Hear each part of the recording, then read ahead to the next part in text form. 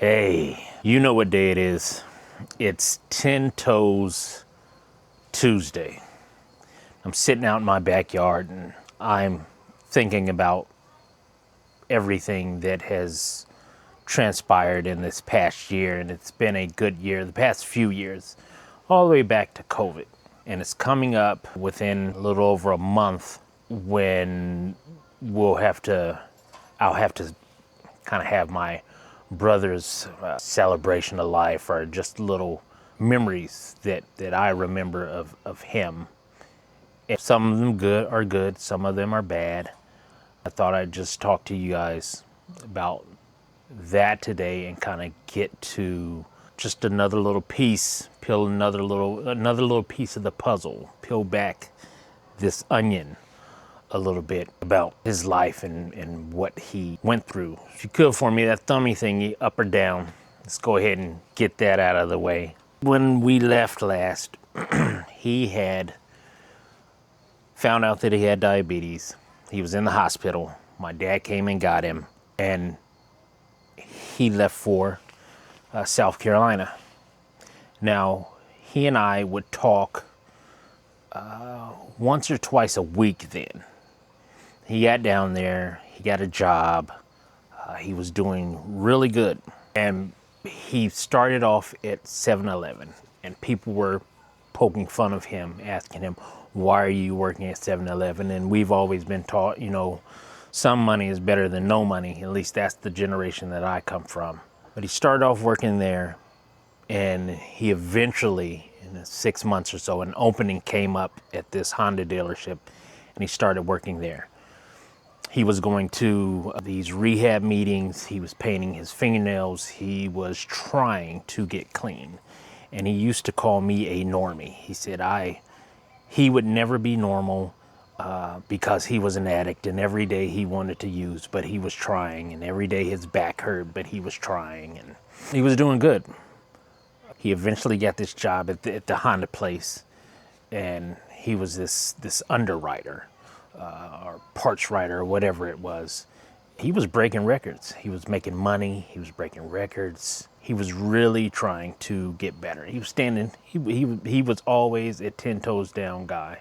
He always stood 10 toes down, and no matter whether it was $5 or $5,000, he was always trying to take care of his family. Eventually, he found he got a girlfriend. She moved in with him and my parents, and that was going good for probably a year or so. And every morning, I'd call and talk to him before work, and we'd conversate. The downfall was him moving out. My parents, I've already told you, they are very Christian people. They have certain rules and guidelines about their house that kind of prevents you from being able to do some of the things that you want to do. In his case, the addiction, you couldn't come there high or drunk and things like that. Even though he would drink, he'd have a beer or two, and eventually he decided he wanted to move out. So that's where it really started going downhill. This was probably year 3 or so that he was down there. He decided he didn't want to stay there anymore. And I get it. You're a grown man. You can make your own choices.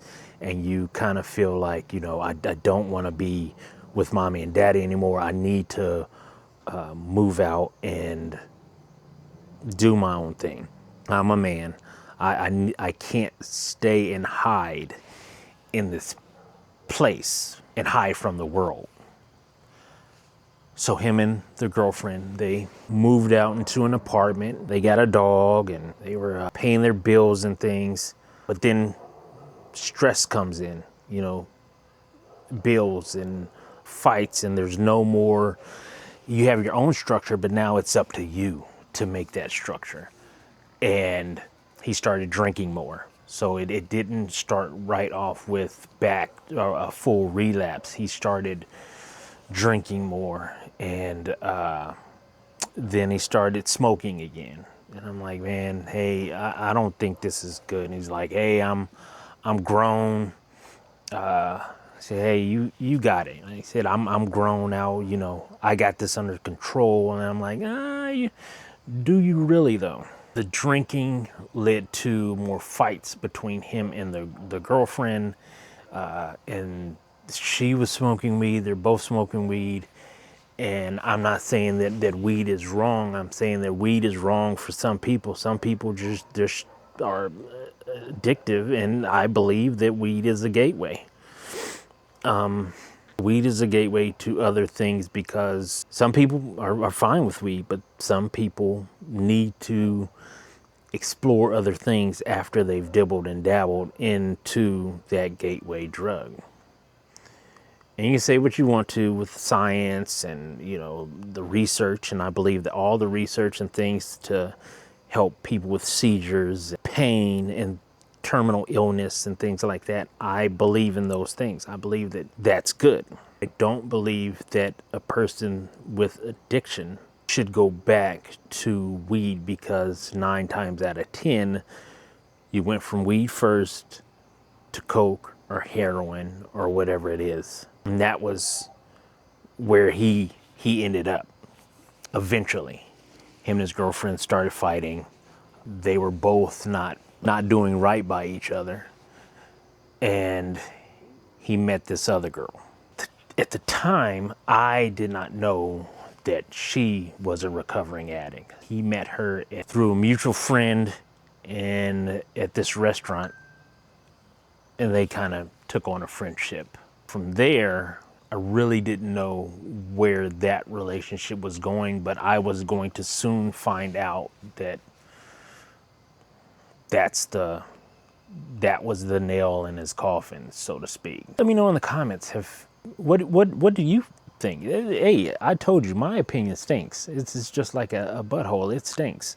But that's my opinion because I started with weed. I've done heavier drugs, and my brother started weed. He ended up homeless in the streets of California and a couple other places.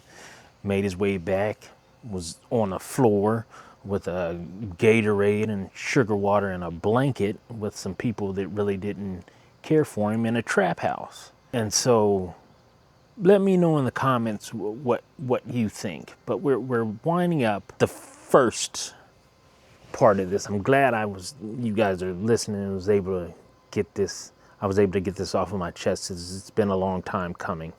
I'm not saying everything that I would generally talk about. It's very painful for me to talk about this. So I don't know if there's anybody out there who has a similar story. I'm sure there are, because this can't be, and it isn't. I'm not a special case with this. There are millions of people that are going through this, and some have it worse than what I have with my brother passing, or having family members that are addicted to drugs. This is just my little piece for right now, for this Tuesday, to let you in on that part. The next part that we'll talk about probably next Tuesday or sometime next week is going to be when he met the new girl and how this went downhill. And that one I will not hold back on. And if anybody is watching and it offends you, or you know what happened, you're just gonna have to be offended. But hey, that's just a little piece of my brother. I thought I'd bring that to you this Tuesday. That, you know,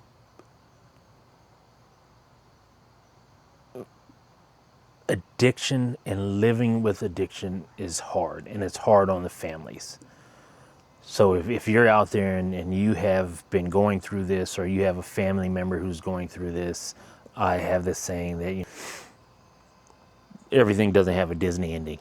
With that, I hope you find some peace if you're a family member or you're an addict trying to keep clean and sober. Go to some of those meetings. It doesn't have to be Jesus that you find, but try to get that monkey off of your back. And until next time, and you know there will be a next time, wherever you are, whatever you're doing, I really hope you are safe. whenever you see this. I really hope you are safe. And with that, I'm out.